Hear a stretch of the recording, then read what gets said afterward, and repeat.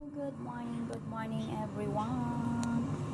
For today's video guys, mga ka-Reels, nagluto ako ng Robyan. Robyan sa Arabic guys, para sa ating shrimp. Yan. Nilagyan ko ng onion, garlic, green pepper, chili pepper, tomato. Tapos nilagyan ko ng mga spicy.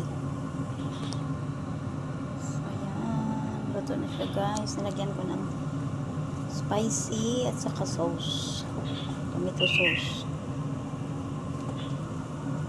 Mamaya ihalo ko sa kanin.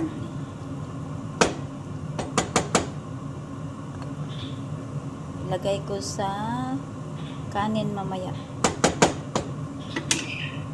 Ayan yung white rice na ginawa ko. Hindi pa natapos. Tsaka ito yung lapos. So, ayan. Thank you for watching. God bless everyone.